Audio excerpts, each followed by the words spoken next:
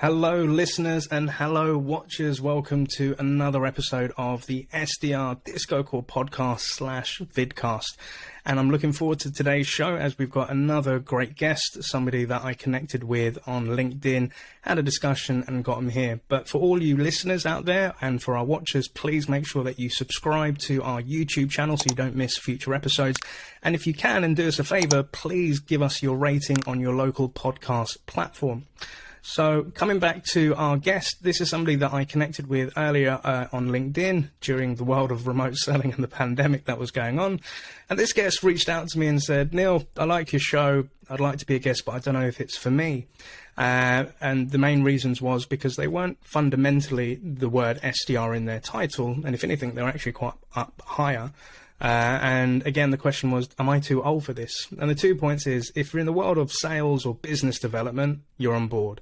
And regardless of age, we don't discriminate. We want everybody on this show regardless. So I said, yes, I want to get you on. So I'd love to introduce Stephen Sydenham. Stephen, how are you doing today? And welcome to the show. Thank you very much, Neil. Thank you. It's good to be on. Yeah. Very good. Very good. Perfect. Thank you so much for joining today, sir. So, Stephen, for the listeners and the watchers for this show, could you please introduce, who are you, where are you based in the world, what do you do, and kind of what do you do at the company that you're at? Yeah, absolutely. So my name is Stephen Sydenham, as said. So who am I? As Neil has already said, I'm getting quite old now, so I'm 41 years old, and currently I'm the Chief Commercial Officer of a Polish software house called Quodeca. So I'm based in Krakow, in the south of Poland. It's a beautiful city. If you haven't visited, I suggest you go. 100%. And in terms of what I do, I'm the Chief Commercial Officer there.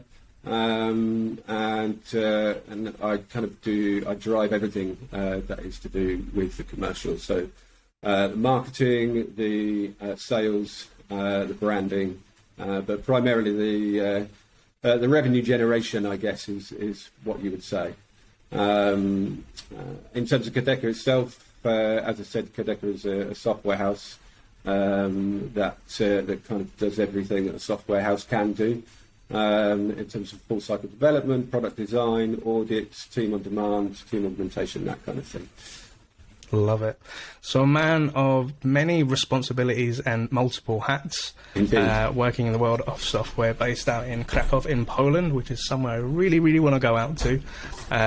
You must be one hell of a busy man, Stephen. Yeah, that's a bit of an understatement of the year, to be honest. Yeah. Oh, I love it. And, outside of sales, what do you kind of get up to? What floats your boats? What's your hobbies and what's your interests there? So, I mean, obviously, primarily, my main interest is my son. So, so I have a 6-year-old little boy, or 7-year-old, sorry. He's just turned 7. So, yeah, I've got a 7-year-old little boy. It takes up a lot of my time on weekends, etc. But he's also got into some of my hobbies. So I play a lot of golf, which he started to do himself. So watch this space. There might be a new Polish stroke English golf champion in the future. Fingers crossed. Yeah, fingers crossed. Yeah. Yeah. Other than that, I'm also I'm an a theatre graduate. So I do some kind of Amdram stuff, but mainly I do music. So I've got I work with a few bands here in Krakow. I've got my own band as well, so that keeps me busy. Yeah. Ah, sweet. I absolutely love that. So we've got quite a few things in common. So again, I'm a dad. My son's 6. He's going to be 7 next week. Okay. His thing is dancing. And yes, he takes up a lot of my time on weekends as well, and maybe he might be a future dancer. Recently, he's actually said he's really into football, because I think of like the England games that have been on recently as well. Yeah. And yeah, like, again, just in terms of music, I'm also a rapper and I jam with bands and stuff. So you never know, guys and girls, there could be a future jam session between. Yeah, definitely. Neil and That sounds Stephen. like a great idea. A nice collaboration, online collaboration. I think that sounds like a great idea. Indeed, sir. So, like, kind of coming back to your story. So, for the listeners that are listening through the podcast, as you're aware, this is also a video-based show. So, don't forget to get onto our YouTube channel, where you can see us sharing our screens and information about our guests. But Stephen, like, looking at your LinkedIn profile, I absolutely love that profile. Look at that. I love the beard. I love, like, the attire and everything like that. It's actually spot on, sir. But kind of like going back in the days, like kind of like seeing like where you've come from. And I think this is one of the things that stood out to me. Like, whenever I'm reviewing guests, I'm always looking for interesting journeys to kind of like to where they are today. So obviously, like, with being from the University of Plymouth, like doing a BA in drama and dramatics and theatre arts, so now I get that. You've been a sales manager within the hospitality industry, like the famous Wetherspoons, and like the hotel industry as well. Yeah. You've been a key account manager at Freshmail. You've been a PR and project manager. You've been a sales project manager. You've been a sales director. You've been a team lead as well within the hospitality sector. And then obviously you was the head of business development back in Jan 21 for Quodeca, and you've worked your way up to be the CCO over the last 6 months. Yeah. So that's a lot of experience, and there's a lot of interesting stories there. But Stephen, like, could you kind of start from the beginning, like in your own words, like how did things kick off and how did you get to where you are today, sir? Yeah, absolutely. I mean, to be honest, that doesn't really cover half of it. Fill us in. So yeah, I mean, actually, when you and I first met, Neil, I did tell you a little story that actually I tell most people actually, but yeah, I mean, kind of sales is really sales has always been in my blood. So I remember as far back as when I was 6 years old. My father was heavily involved in Formula One, in motor racing. And he had a business called Races for Britain, where he sponsored British drivers, namely Johnny Herbert, Martin Brundle, the two big ones, to kind of get them a seat into Formula One. And so I spent most of my childhood going along to race meetings with him, and part of his business. So it was like a membership-based business, basically. So people would join as a member of Racing for Britain. And part of that money would then go to the drivers, for sponsoring the drivers.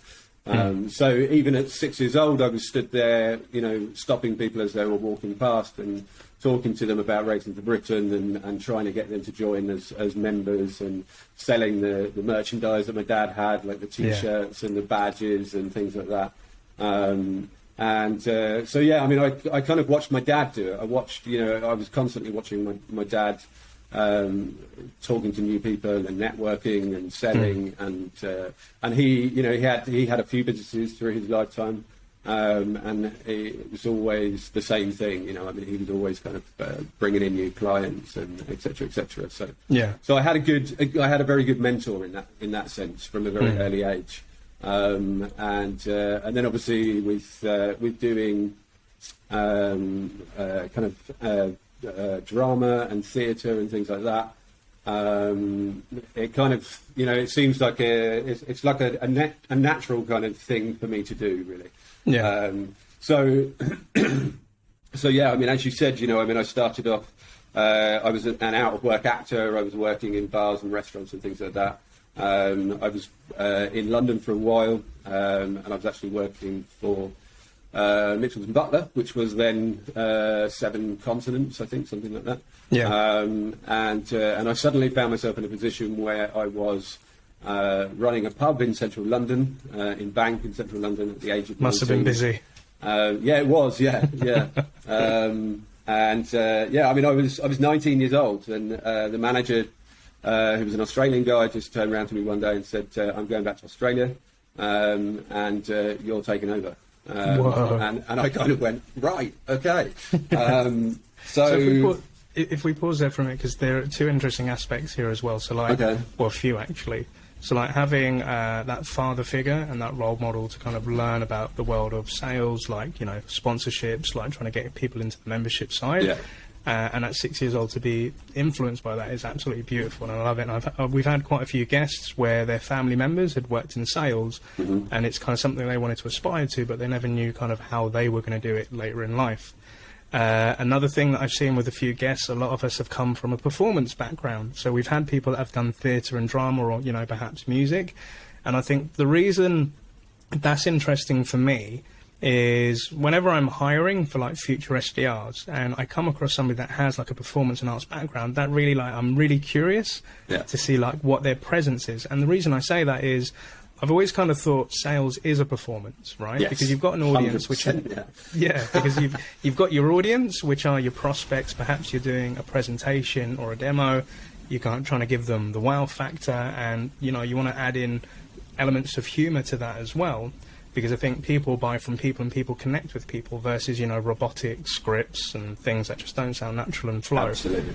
But then, like you said, coming into central London at bank at the age of 19, you're working within this hospitality, like pub sector, and this manager says to you, right, at age 19, you're going to take over. Like, what was going through your mind, and like, what happened, Stephen?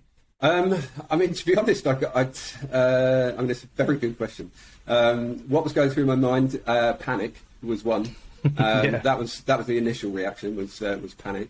But I mean, to be honest, I mean, he was pretty good. I mean, you know, I did panic, and I did kind of say to him, you know, Ross, you know, I can't do that. You know, I have no idea what I'm doing. And he actually, you know, he was the one that said to me, you know, believe in yourself. You know, I mean, you know what you're doing. You've been working with me. You've been doing it all already. Nothing's going to change. You know, you just keep doing what you're doing. And so, you know, so I did. I mean, that place was turning over about 36k a week. So we had all the bankers. We had all the bankers, and the headquarters of BT was just up the road, so they all came in for their lunch and things like that. Nice. So yeah, I mean, it was daunting, to say the least. But I've never been one to kind of shy away from you know, from a challenge, or you know, to kind of be scared by anything. Or, well, I mean, I have, but I mean, one of the things actually, and I'm going to inject this now because it seems like a good time to do it. But there's one of the books that really kind of changed things for me that I read within life and also within sales, to be honest, especially within sales. Was and I've actually got it here, which is because I'm encouraging my wife to read it. Cool. But I'm actually rereading it now, and I actually read it then at that time when I was 19. Somebody suggested it to me, and it's this book here. And it's a little plug. So feel the fear and do it anyway. Susan Jeffers. I love that. So for the watchers out there, if you've seen that, we'll also put the link to that book so that people can get a copy of that and check it out. But yeah, give us like, what's the spiel on the book like? Yeah, so I mean, basically, it's kind of a some people might say it's a self-help book, but it's not really. It's essentially just kind of looking at, as I said, kind of feeling the fear, and then you know, kind of looking past that and kind of accepting the fear. And then using that fear to kind of drive you forward. And you know, for me, it 100% relates to sales. You know, because like at every stage of it, you know, whether it is the initial phone call, you know, the cold call, everybody, you know, especially when you first start sales, you fear that cold call more than anything else, because it's that, you know, it's not the call, it's not the actual talking to somebody, it's the rejection. Everybody hates rejection. You know, there's no way of there's no other way around it. Everybody hates being rejected. But obviously, as a salesperson, you know, whether you're an SDR or any other type of salesperson, you know, you have to deal with rejection. And that's it. You know, rejection is 90% of your life, basically, when you're in sales. You know, so yeah. I mean, it also kind of reflected back to stuff that I did on stage as well, because I suffered from stage fright quite a lot. Yeah. So I had to kind of overcome that. Obviously, otherwise I was not going to be very good in theatre. So I kind of I dealt with it. I kind of faced my fear and just did it anyway, basically, and just got on with it.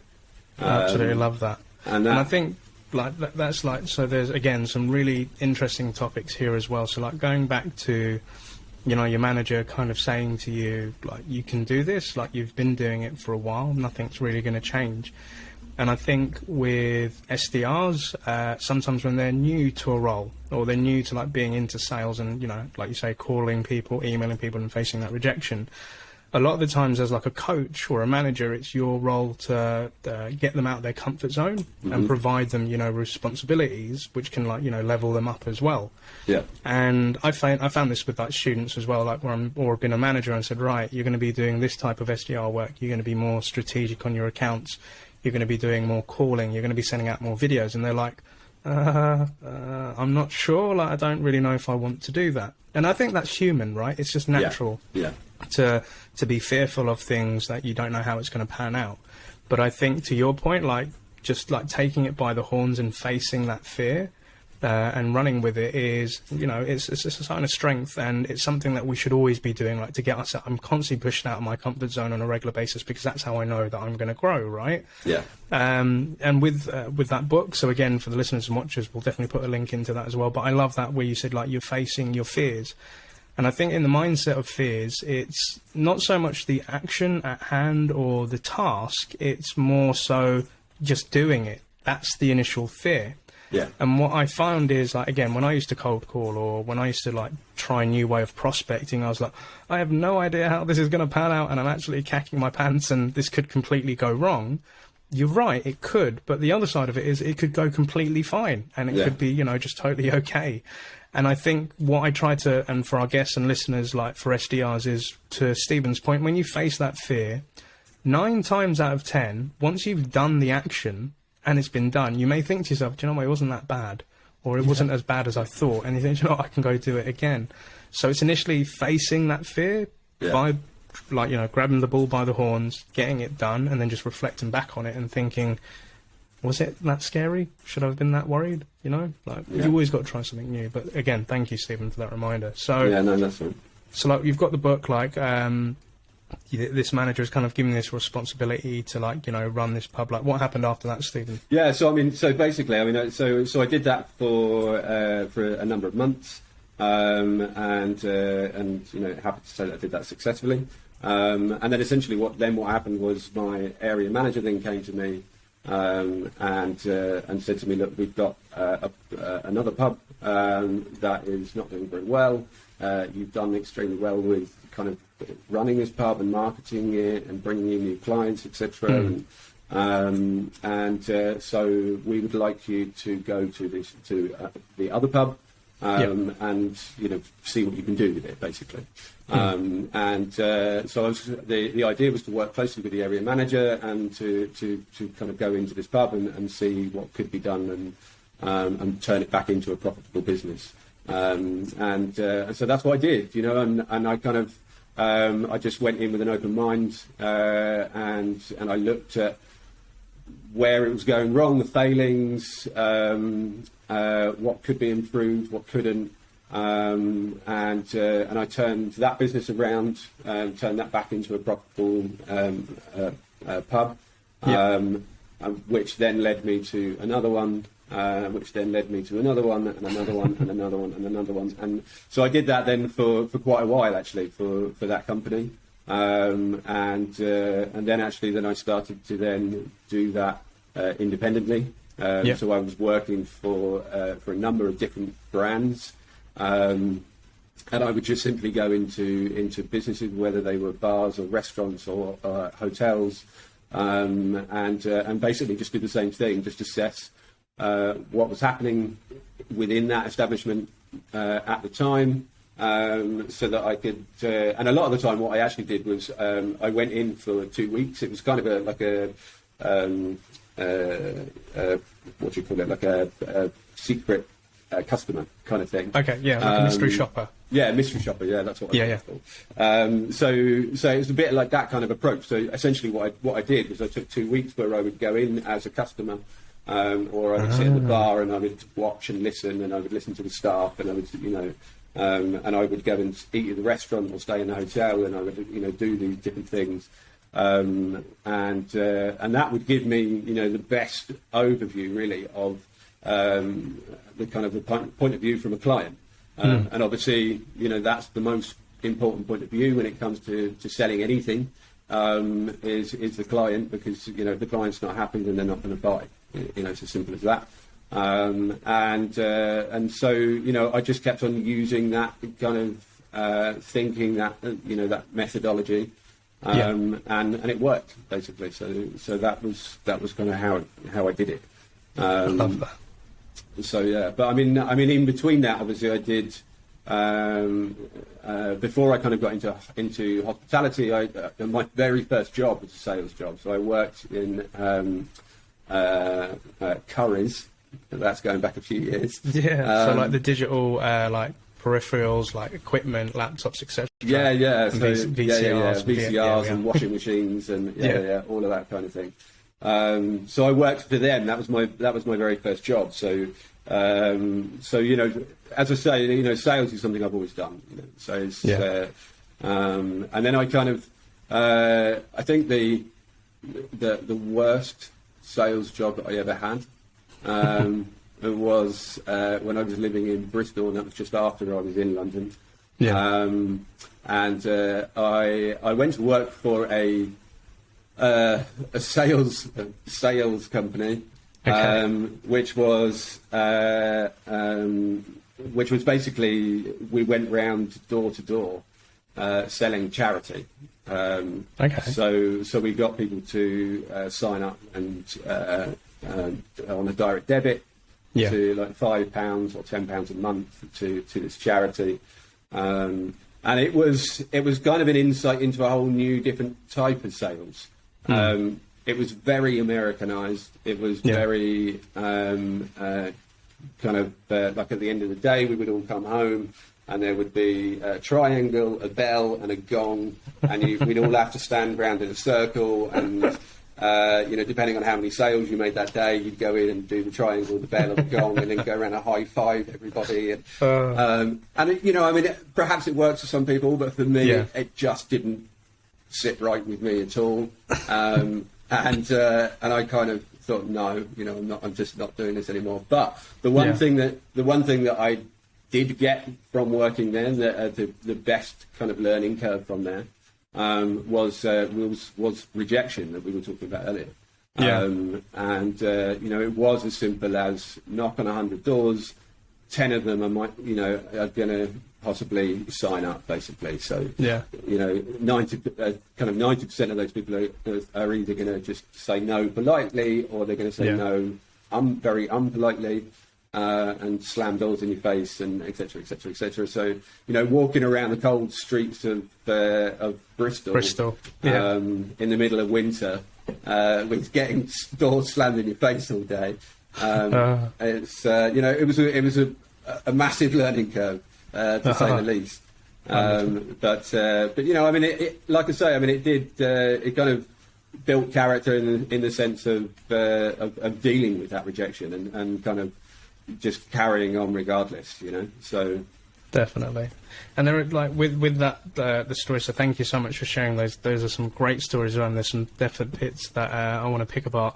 And I know we're going a little bit back here, but within that establishment of fixing up that pub that you was working with, and it was beautiful that your area manager recognised that talent and just said, hey, Stephen, for sure, you know what, you've done well here, we've got another pub that we want to put you in, and then being able to, replicate that and, fix what was wrong and get them up and running. And then, like you said, you went on to the other one. Yeah. And I can relate to that because as like an SDR coach with HappySelling, that's kind of what I do. You know, like I work with an SDR or business development team, which may not be working or performing to their best. I go in with things that I've learned in my previous pub or my previous SDR team, and I go in and kind of see what's going on in the world, and then try and help them and then improve. And then I always have this ethos of I want to leave it in a better position than I found it. Yeah. Right? Yeah. Like I may be there for 6 months, I may be there for 12 months. I won't be there forever because I want to try and work in as many pubs as I can because that's where I'm going to learn, right? Yeah. But I also like that stance of, you know, kind of analysing what's working and what's not working and then bringing about that change. Yeah. But something some SDR or sales managers that might be watching this show is how do you deal with like an establishment or a team that have perhaps worked an old way, and then you've got to kind of get them into the thinking of working in a new way in order to be successful. How did you kind of handle those situations, Stephen? Yeah, I mean, to be honest, I mean, that's a very, very good question. I mean, I think the idea of change within anything, whether it's a team or whether it's an entire establishment or a corporate company or anything at all. Yeah. People generally don't like change, and so dealing with that kind of change management almost kind of role of what you do is one of the hardest things, really. I mean, because you come up against resistance constantly. Yeah. People generally kind of get very set in their ways. But I mean, I think one of the most, one of the kind of the key important things that I learned about sales, I think, was the idea of a growth mindset. So it's essential for any salesperson to have a growth mindset. Now, what a growth, for anybody out there that's thinking, what is a growth mindset? Yes. So you have kind of typically. You have kind of two different types of mindset. You have a fixed mindset, you have a growth mindset. So a fixed mindset is that person that resists change, that doesn't want to do anything new. They feel like what they do works, and so therefore why would you change it, etc., etc. Yeah. But I think in order to really be successful within sales, especially if you want to, kind of grow your career and kind of step up the ladder and become a team leader or a manager or a director or anything along those lines, you need to constantly be changing. You need to constantly be looking at new trends, looking at how things work, and adapting to clients' needs, adapting your kind of your work ethics, everything about it. Basically, you have to remain kind of open-minded at all times, and never be settled. Basically, yeah. And never be settled in the way that you work. Like I think I think anybody that kind of feels like. I mean, like for instance, like I said at the beginning, I'm 41 years old. I've been working in sales now for, officially for kind of 20 odd years. Unofficially for much longer than that. If I go back as far as my father and my childhood, but I would never be that. I would never say that I know everything about sales. And I think anybody that tells me that they know everything that there is to know about sales is either not very good at their job, or is failing and just doesn't want to admit it. It's just essential. I mean, you have to do that. But I mean, I kind of sidelined a little bit there, but coming back a bit more directly to your question. In terms of dealing with it, I mean, I think, to be honest, as a manager, I think you have to accept that not everybody works in the same way as you. Not everybody is the same. People are very different. You have to have a different approach depending on who you're talking to. And whether or not it is kind of hard management in terms of, you've got somebody that has the ability, that can do the work, but is just kind of being lazy about it, perhaps. You have to be perhaps a little bit harder on them. I mean, most of the time it just comes down to kind of a lack of belief in themselves. Really, it's listening is the key thing, really. And I mean, and it's the same for sales. I mean, it's when you're doing sales, preferably you should be listening for at least 70% of the time. And it's the same with management. I mean, it's if you're constantly telling people how to do something and not listening, then it means that you're not a very good manager. You just listen to what's going on around you, listen to the people. The best insights that you can get are from the team that are working together. They're the ones that will tell you, well, actually, this isn't quite working for us, or this process doesn't quite work for us, or we need something extra, and if you listen to that and you kind of take note, that'll tell you everything that you need to know in order to make that change. And then like I say, then it's just about kind of doing what you can and kind of offering encouragement and offering guidance, etc., to make sure that. It's live TV. Don't worry about it. It is live TV. Yeah, thunder and lightning. It's just gone. It's just thunder and lightning has just appeared outside my window. Definitely.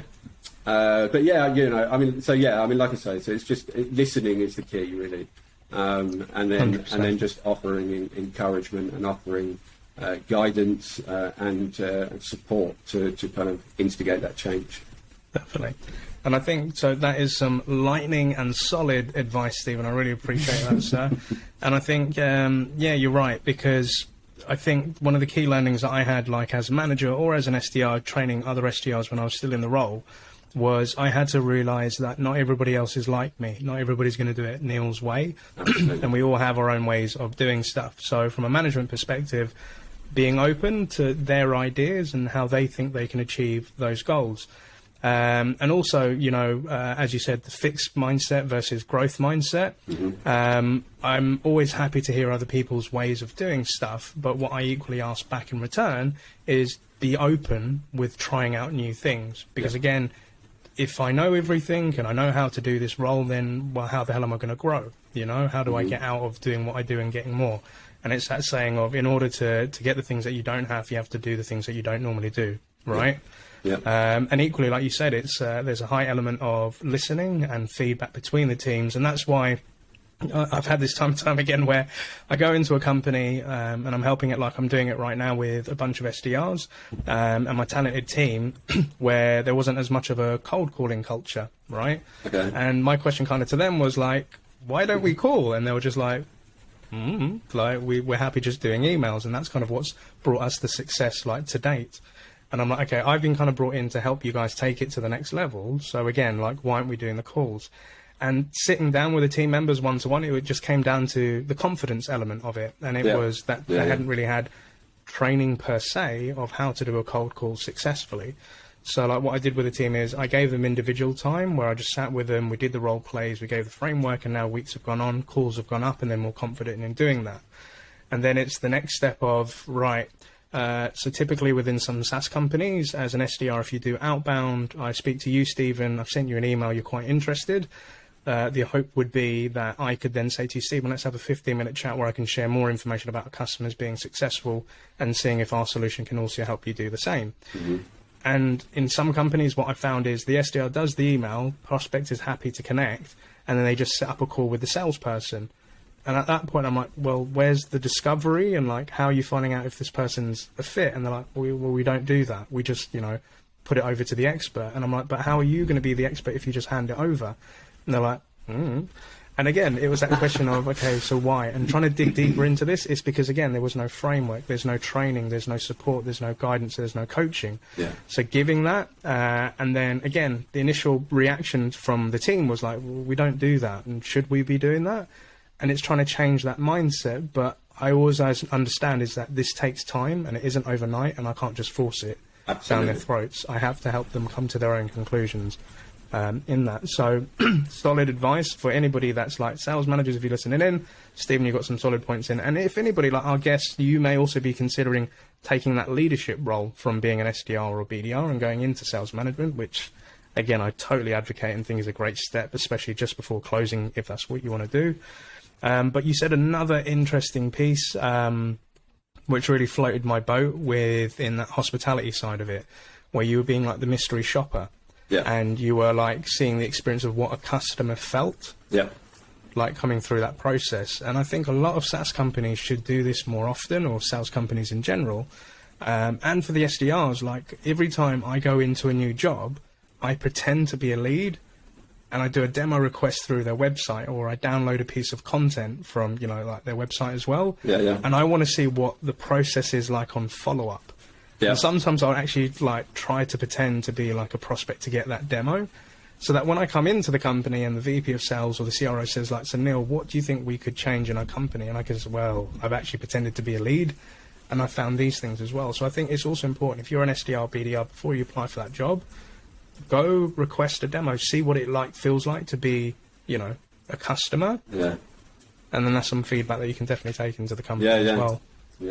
Yeah, I mean, I think it's a great approach, to be honest. I think it's a great approach to anything. I mean, like you say, you know, it doesn't matter kind of how you're coming into that organisation, or for what reason you're coming into that organisation. I think to see it from a client's perspective or from a customer's perspective is you know, I mean, there is nothing else that compares to that kind of experience and that kind of knowledge.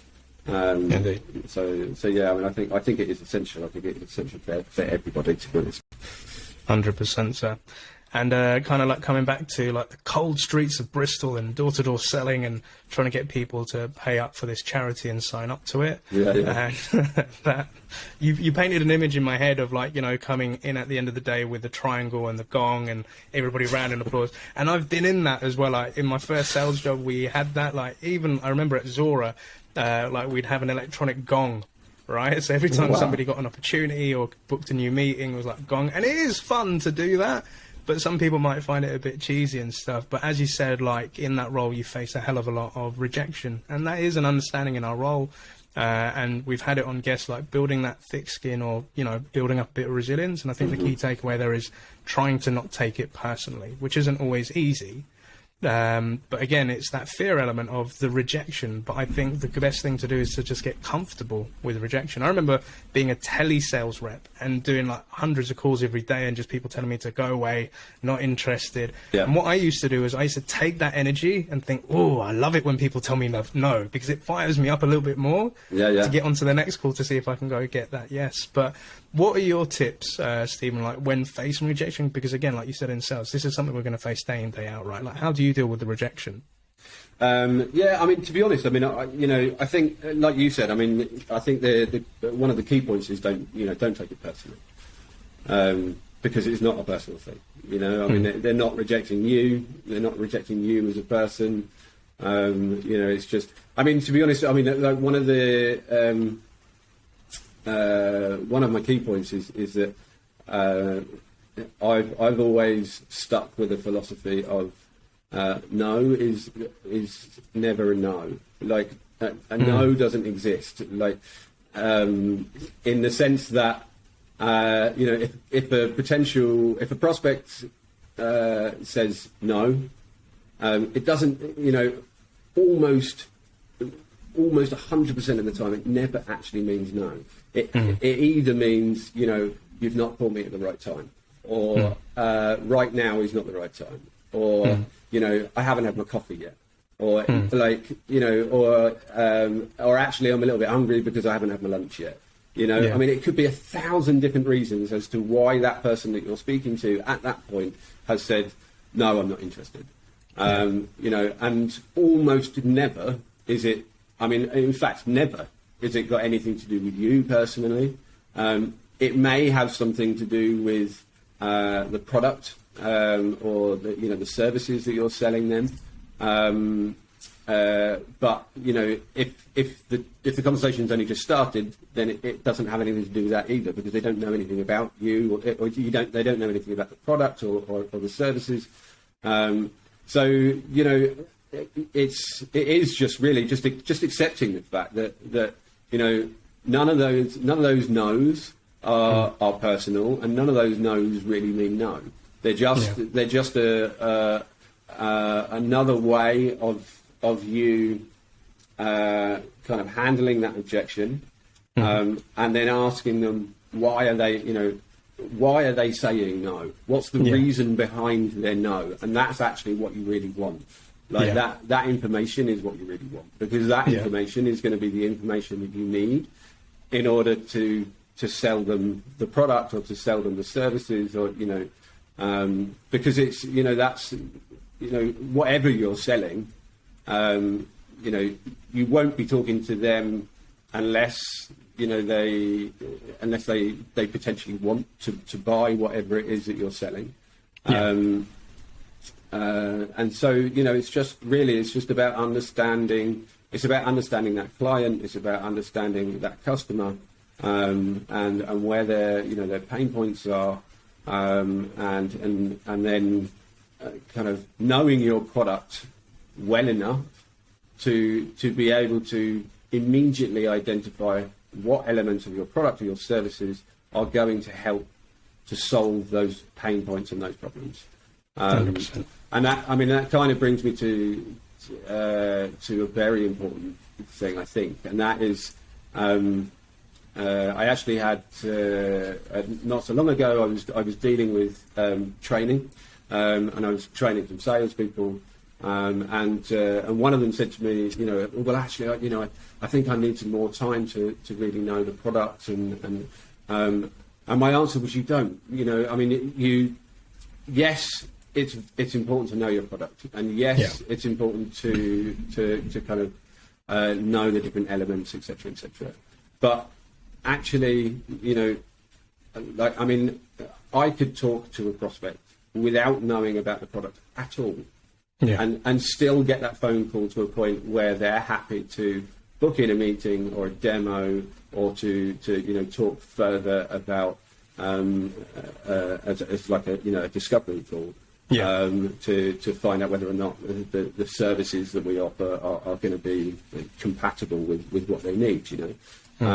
And you know, you don't. What it is really is like I say, it's just again, it's coming back to listening. You know, you just listen to that client, listen to them, ask them the right questions, and just understand that, again, you know, a no is never a no. You know, it's a no is actually a very short way of saying, you know, actually there's things that you should be asking me, and there's information buried under there that you have to get to. So yeah, I love it, and that's some sound advice, and I agree with you, sir. Like as you said, like with the rejection, we are going to face it, and it's going to be just part of our sales career, and getting comfortable with it is very key. And to be getting comfortable with it early on is also something that's going to help you later down the line as well. So by facing those rejections day in, day out, that's what will help build up that resilience. That's what will help build up that hard skin. And again, to your key point is that don't take it personally, because again, when you ring this person or you cold call them, you don't know what's happened before that call, what's going through their life, what's happened in their day, what things that have got going on in their life. And the idea is, whenever I was cold calling, I just went in with the mindset of not trying to book a meeting, but just trying to help the other person on the other end of the line. If it was something that was going to help them in their job with a case study or a link or a blog or something to help them out doing what they're doing without them having to sign a sales order, because that's more memorable on a phone of somebody trying to help you versus trying to somebody, you know, sell to you as well. And I think to your, you know, like your colleague's point as well, I face that as well, where, Neil, I'm scared to do the discovery call. I'm scared to do the cold call because I don't know the product that well and I'm still a newbie. And I'm like, I'm even saying that to my current team right now. I said, I've only been in the company a month and a half, and I don't know all the ins and outs of our platform and product, and I don't have to be a product expert. But if I can at least do one thing, which is learn a customer story or a customer case study of why a customer came to us, kind of what were the challenges they were facing, what was that persona's life like, and kind of like what did they achieve working through that, I said that's more impactful than being a product expert. Because I think my times at Showpad, we used to have a saying which was 80% of salespeople are product experts and 20% are industry experts, or you know, the ones that have the insights as what's going on in the world. Yeah. And it's those 20% of those industry experts that are the 80% that bring in 80% of the revenue. Yeah. So people don't just want the person that knows how all the bells and whistles work. They want to know what other people in other companies and industries are going through, because that's gold and valuable information to help out your prospect with their strategies. Absolutely, yeah. As well. And obviously, like we've learnt a hell of a lot in this show today, but I also wanted to find out, like, what was the story with Quodeca, like being the head of biz dev and becoming like the CCO. Like, what was that journey like, and how did you come across those guys? I mean, actually, it was a very cool journey. Actually, I've got to say, again, it was really kind of somebody just putting their faith in me, to be honest. So I mean, I was previously working for an online OTA, and I was doing sales within the OTA industry, and I left the company, and actually I put an open to work post on LinkedIn, and I think within about 60 seconds of posting it, I got a message from Martin Ogle, who was the CEO of Quodeca.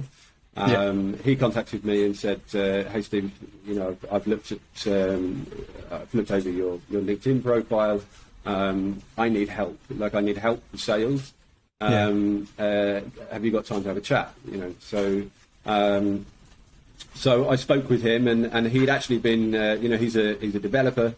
He's a senior developer, and he'd actually been trying to teach himself sales, possibly at the worst time of his life, because he was trying to do it during the pandemic. So I mean, trying to teach yourself sales during a pandemic, not an easy task. Trying to teach yourself sales full stop is not an easy task. So I mean, so I had that conversation with him.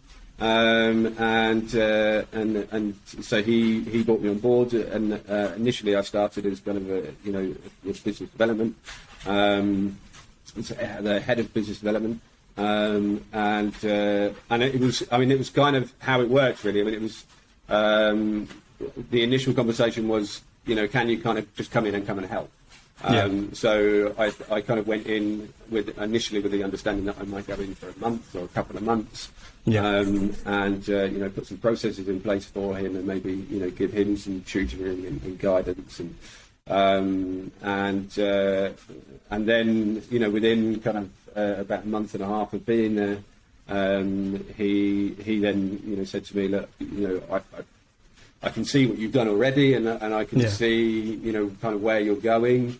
And obviously, you know, I'd kind of laid out a roadmap for him for the next kind of 12 to 5 years. 12 months to 5 years. So then he said, "Look, you know, is there any chance that you want to stay with the company, basically?" Nice. And I mean, I was a bit wary, because I was looking for the right opportunity.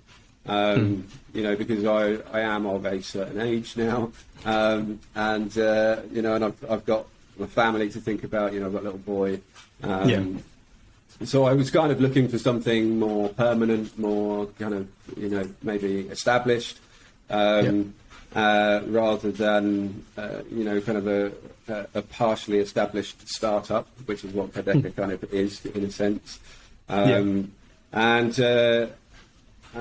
But then, you know, having a conversation with him, I just it felt right, you know, and so I just thought, you know, sod it, you know, go for it. You don't win anything unless you do, and it kind of comes back to, you know, facing or feeling the fear and doing it anyway, you know. The fear was not having a permanent contract, working for a startup, etc. And I just thought, you know, you've just got to go for it. So I did. You know, and he offered me the chance of coming into the company at kind of a you know, CXO level or C level kind of position, and I oversee, you know, the marketing and the sales and the branding, and actually I thought, well, hang on a minute, you know, that's actually exactly what I left my previous company for, because I wanted to find a role like that. Because I enjoy the kind of the multifaceted kind of role where I can kind of look at different aspects and look at the bigger picture as a whole and kind of drive things like that. And that's what he offered. So I just thought, you know, let's do it, you know. And so here I am, you know, I mean, you know, since starting, you know, we've changed everything. We've rebranded the company. We've got a new website that's in development at the moment that will be launched in the next couple of weeks, actually. Nice. And I've just recently brought in the first of my team, which is the new head of business development for Quodeca. And so, yeah, I mean, you know, it's like I say, I mean, it was everything that I wanted. It was everything that I was kind of looking for. And, you know, I'm very glad now that I kind of took that chance and kind of kept that kind of open mind or that growth mindset, you know. I love it. And so yeah, so that's how I find myself here today.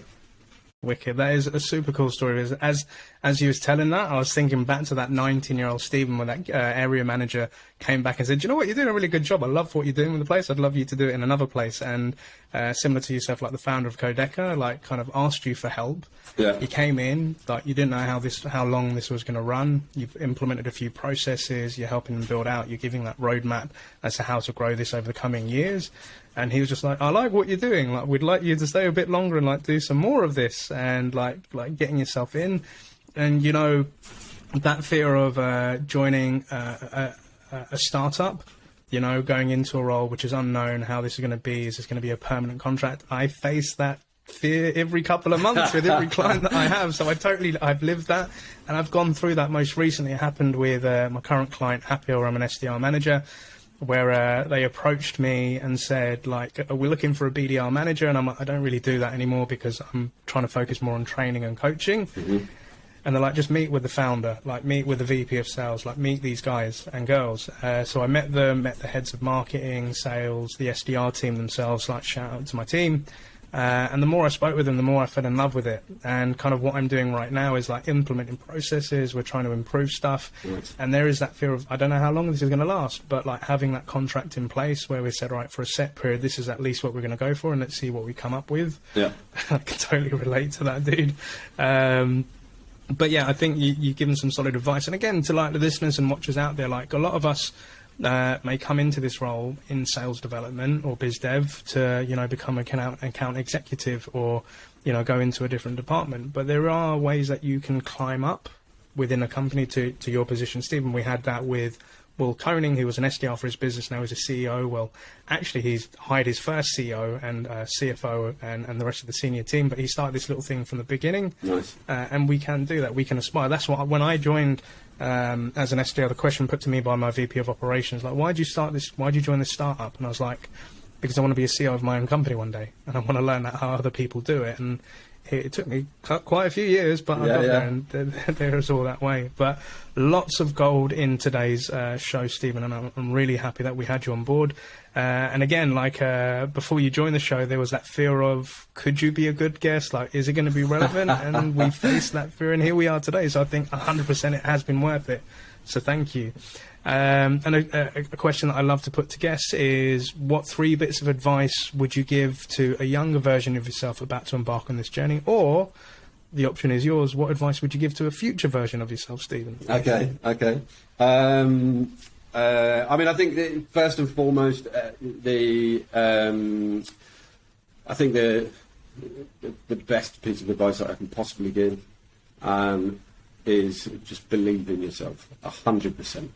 Mm-hmm. And don't let anybody, you know, tell you that you're wrong or that your thinking is wrong, and especially that, You know, I mean, it's at the end of the day, a job is a job, and you know, there are a lot of jobs out there. You know, I've moved around a lot in my career. I've, you know, from different companies, etc., to working for myself. And but you know, the one thing, like I say, the most important piece of advice that I could possibly give anybody is just to believe in yourself, to believe in the way that you think, to believe in how you do things, to believe in your confidence to just go out there and just, you know, get it done, basically. You know, whatever it is that you need to do, just go out there and just get it done.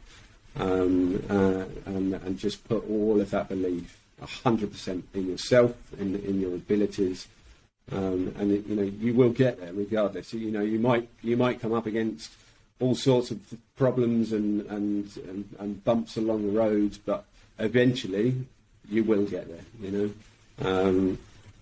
And then others, I mean, I think definitely kind of harking back to what we were talking about before is understanding that a no is never a no. And so, you know, a lot of sales managers that I've worked with in the past, you know, they would say, you know, how many deals have you lost this week? And my answer was always none.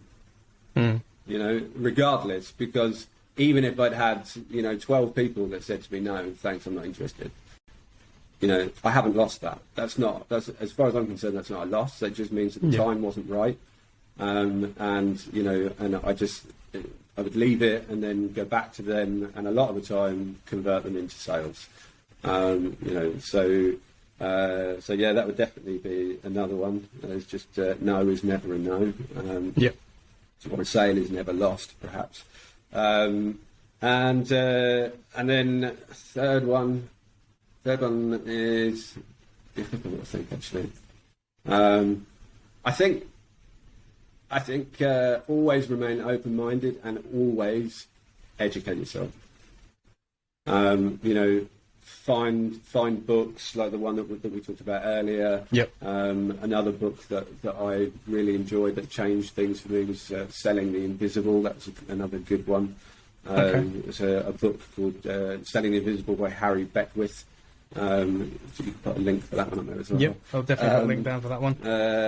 I might contact these people actually and ask for royalties, but yeah, you know, just educate yourself in as many different ways as you can. You know, I mean, like even if you're happy with just remaining in a sales team and that's what you want to do because you've got outside interests and things like that, and you know you're not interested in leading teams, etc.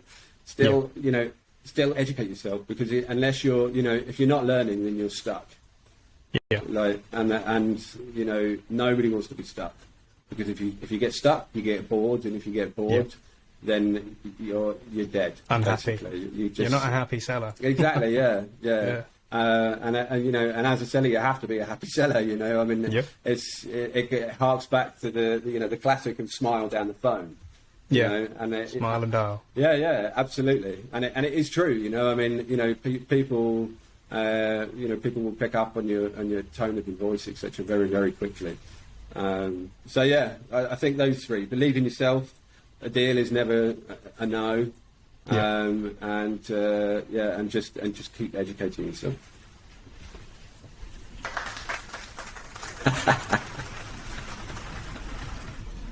I did promise smiles on this show, Stephen. Absolutely amazing, love it.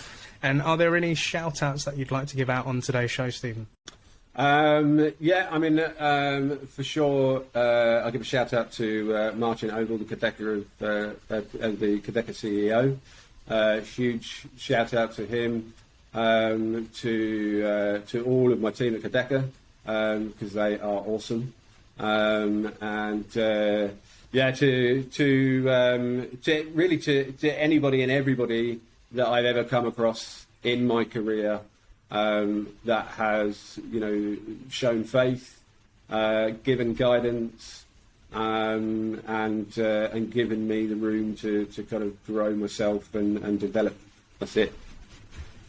Straight from the heart, Stephen. Absolutely love that. And shout out to Stephen and all your team as well. Stephen, it's been an absolute privilege to get you on the show. And as a question I put to guests, like if any of our listeners or watchers want to contact you, like through LinkedIn to like pick your brain on any topics, or get those book links, or perhaps these publishers giving you your royalties, would it be all right for them to contact you on LinkedIn, sir? Absolutely, yeah. I mean, like I say, educating yourself is always key. And I am always more than happy to help anybody, whether it's just answering a question, whether it's actually offering some kind of mentoring or something, anything at all. Reach out to me on LinkedIn, Stephen Sydenham. You can find me on LinkedIn, and reach out. Just tell me what it is, and we'll find a way to figure it out. Absolutely. Thank you so much, sir. So I also want to say a big thank you to the listeners and watchers of the show. So remember, if you're watching this on our YouTube channel, please make sure that you subscribe. If you're listening through it in your local podcast platform, please give us a rating, and feel free to share this message out with your future or, your existing sales development or BDRs out there, because what we're trying to do is level up the world of sales development by sharing all these best practices from people like Stephen. But Stephen, again, thank you so much for being a great guest. I wish you a great week and happy selling, sir. Thank you very much, Neil. Thanks for having me on the show. And massive shout out to all of your followers and all of your listeners. And massive thank you to you. Thank you.